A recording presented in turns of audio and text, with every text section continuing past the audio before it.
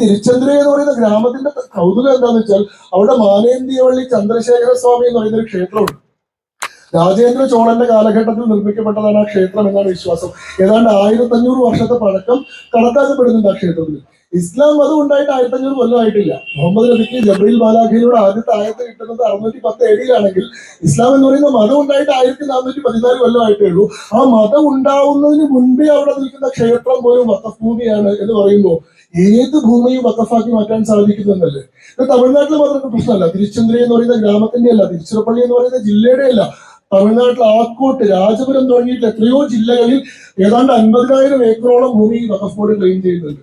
ഒരു പ്രശ്നമായിട്ട് 1995 നമ്മുടെ രാജ്യം പാസ്സാക്കിയിട്ടുള്ള വഖഫ് നിയമം എന്ന് പറയുന്ന നിയമം നിൽക്കുകയാണ്. വഖഫ് നിങ്ങൾക്ക് അറിയുന്നത് പോലെ ഇസ്ലാമിക മത നിയമത്തിന്റെ ഭാഗമായിട്ടുള്ള ഒരു സങ്കല്പമാണ്.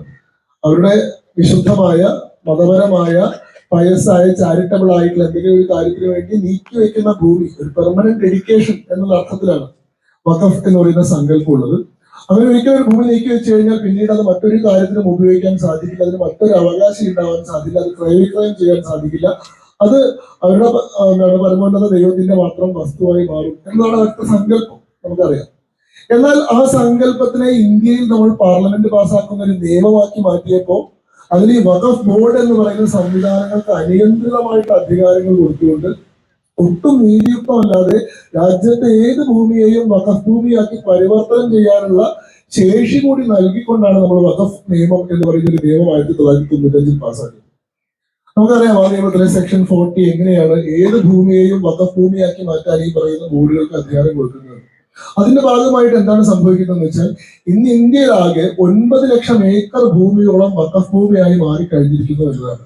ഈ ഭൂമിയുടെ തോത് വർദ്ധിക്കുന്നതിന്റെ ഒരു കണക്ക് നമ്മൾ പരിശോധിച്ചു കഴിഞ്ഞാൽ 1995 വഖഫ് നിയമം പാർലമെന്റ് പാസ്സാക്കുന്ന സമയത്ത് നടത്തിയിട്ടുള്ള വഖഫ് സർവേ, അന്ന് ആകെ രാജ്യത്തുള്ള വഖഫ് ഭൂമിയുടെ എക്സ്റ്റന്റ് ആയിട്ട് കണ്ടിരുന്നത് 4.5 ലക്ഷം ഏക്കറാണ്, 4.5 lakh acres.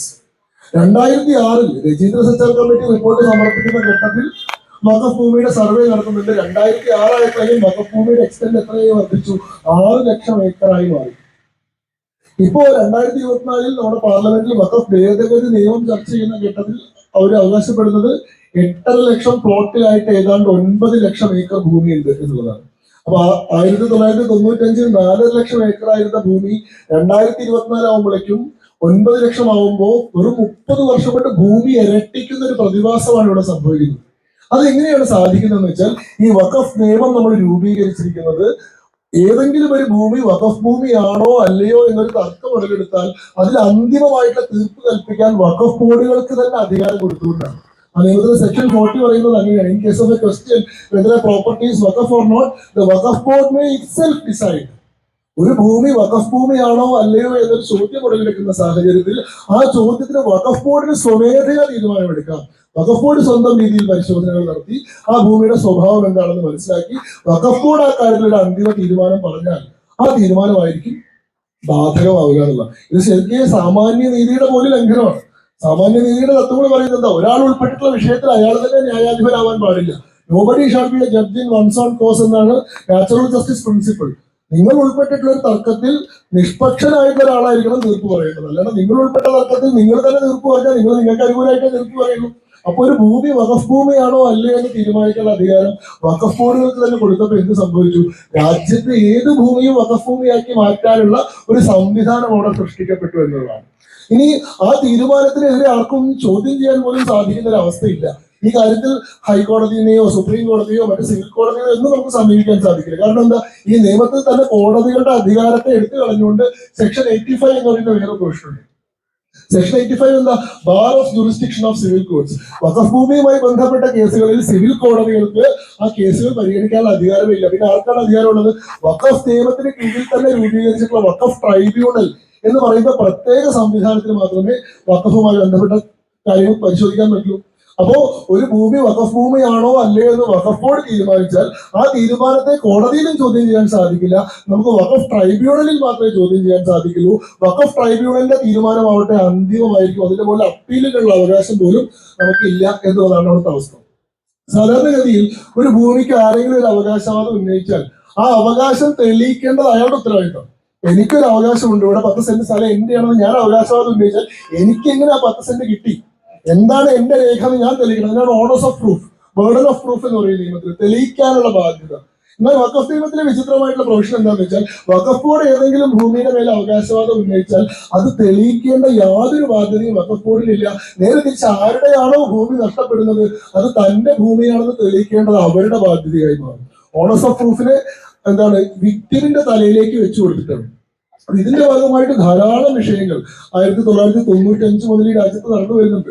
ഒരുപക്ഷെ ഈ 2024 വഖഫ് ഭേദഗതി നിയമത്തിന്റെ പശ്ചാത്തലത്തിൽ മാത്രമായിരിക്കാം കേരളം, അല്ലെങ്കിൽ 2022 ശേഷം മാത്രമായിരിക്കാം കേരളം ഈ വിഷയം വളരെ ഗൗരവമായി ചർച്ച ചെയ്തു തുടങ്ങിയത്. പക്ഷെ ഇത് എത്രയോ സ്ഥലങ്ങളിൽ നിരന്തരമായി നടക്കുന്ന പ്രശ്നമാണ്. നിങ്ങൾ തമിഴ്നാട്ടിലെ തിരുച്ചിറപ്പള്ളി എന്ന് പറയുന്ന സ്ഥലത്തെ കഥ കേട്ടിട്ടുണ്ടാവും. അവിടെ രാജഗോപാൽ എന്ന് പറയുന്ന ഒരു കർഷകൻ തലമുറകളായി കൈമാറി കിട്ടിയിട്ടുള്ള 5 തലമുറയായി കൈമാറി കിട്ടിയിട്ടുള്ള തന്റെ കുടുംബസ്വത്തായിട്ടുള്ള കൃഷിഭൂമി അത് തന്റെ മകളുടെ വിവാഹാവശ്യത്തിന് വേണ്ടി വിൽക്കാൻ വേണ്ടി ശ്രമിച്ച സമയത്ത് അദ്ദേഹം തിരുച്ചിറപ്പള്ളിയിലെ സബ് രജിസ്ട്രാർ ഓഫീസിൽ പോയ സമയത്ത് അവിടുത്തെ രജിസ്റ്റർ ഓഫീസർ അദ്ദേഹത്തോട് പറയാണ്, നിങ്ങൾക്ക് ഈ ഭൂമി വിൽക്കാൻ പറ്റില്ല. കാരണം എന്താണ്, ഈ ഭൂമി വഖഫ് ഭൂമിയാണെന്ന് പറഞ്ഞുകൊണ്ട് തമിഴ്നാട് വഖഫ് ബോർഡ് ഓൾറെഡി ഒരു നോട്ടിഫിക്കേഷൻ പുറപ്പെടുവിച്ചിട്ടുണ്ട്. അതുകൊണ്ട് വഖഫ് ബോർഡിൽ നിന്ന് നിങ്ങൾ NOC മേടിച്ചു വന്നാൽ മാത്രമേ ഈ ഭൂമി നിങ്ങൾക്ക് വിൽക്കാൻ സാധിക്കുള്ളൂ എന്ന് രാജഗോപാലോട് പറയണം. രാജഗോപാൽ അത്ഭുതപ്പെടുകയാണ്. കാരണം ആ തിരുച്ചിറപ്പള്ളി എന്ന് പറയുന്ന ഗ്രാമത്തിൽ ഒരു മുസ്ലിം താമസക്കാരൻ പോലും ഇല്ല. ഏതെങ്കിലും കാലഘട്ടത്തിൽ ഒരു മുസ്ലിം ഭരണകൂടത്തിന് കീഴിലോ ഒരു മുസ്ലിം ഭൂവുടമസ്ഥതയ്ക്ക് കീഴിലോ ആ ഭൂമി നിന്നതായിട്ട് തെളിവുകളൊന്നുമില്ല. അങ്ങനെ എനിക്ക് തന്റെ 5 തലമുറയായിട്ട് ഞങ്ങളുടെ കൈവശത്തിൽ ഇരിക്കുന്ന ഭൂമി എങ്ങനെയാണ് വഖഫ് ഭൂമി ആയത് എന്ന് അന്വേഷിച്ച് അദ്ദേഹം പോകുമ്പോൾ അദ്ദേഹം കണ്ടെത്തുന്ന കാര്യം, തിരുച്ചിറപ്പള്ളി എന്ന് പറയുന്ന ഗ്രാമം മുഴുവൻ വഖഫ് ഭൂമിയാണെന്നാണ് വഖഫ് ബോർഡിന്റെ വാദം. അദ്ദേഹത്തിന്റെ 1.5 ഏക്കർ ഭൂമി മാത്രമല്ല, തിരുച്ചെന്തുരൈ എന്ന് പറയുന്ന ഗ്രാമം, ആ തിരുച്ചെന്തുരൈ എന്ന് പറയുന്ന ഗ്രാമം മുഴുവൻ ഏതാണ്ട് 300 ഏക്കറിൽ നിൽക്കുന്ന ആ ഗ്രാമം മുഴുവൻ വഖഫ് ഭൂമിയാണ്. മാത്രമല്ല തിരുച്ചിറപ്പള്ളി ജില്ലയിലെ 18 ഗ്രാമങ്ങൾ പൂർണ്ണമായിട്ട് വഖഫ് ബോർഡിന്റെ അധീനതയിലാണെന്ന് പറഞ്ഞ് വഖഫ് ബോർഡ് നോട്ടിഫിക്കേഷൻ ഇറക്കിയിട്ടുണ്ട്.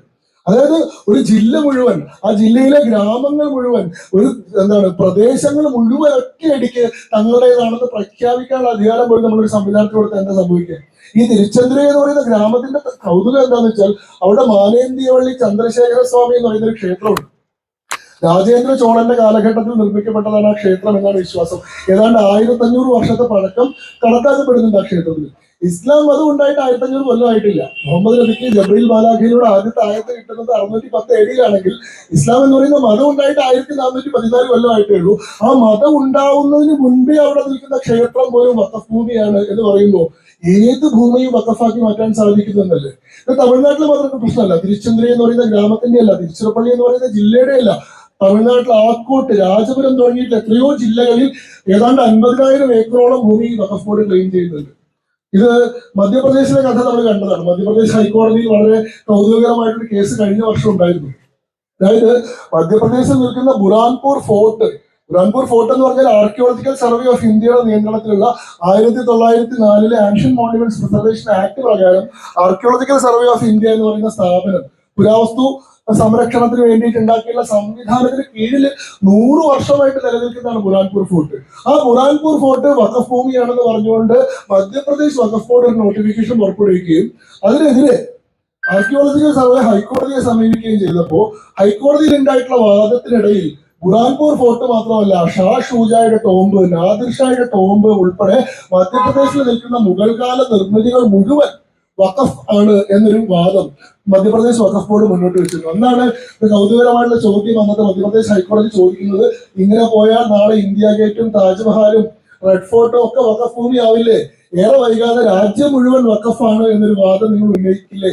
അങ്ങനെ ചെയ്താലും അത്ഭുതപ്പെടാൻ സാധിക്കില്ലല്ലോ എന്ന് ചോദിക്കുന്ന ആരാ? ചോദിക്കുന്ന മധ്യപ്രദേശ് ഹൈക്കോടതിയാണ്. കാരണം അങ്ങനെ യാതൊരു നീതിയില്ലാതെ, യാതൊരു തത്വദീക്ഷയും ഇല്ലാതെ ഏത് ഭൂമിയും അവകാശപ്പെടാൻ സാധിക്കുന്ന ഒരു സംവിധാനമായിട്ടാണ് നമ്മൾ ഈ വഖഫ് ബോർഡ് ഉണ്ടാക്കിയിട്ടുള്ളത്.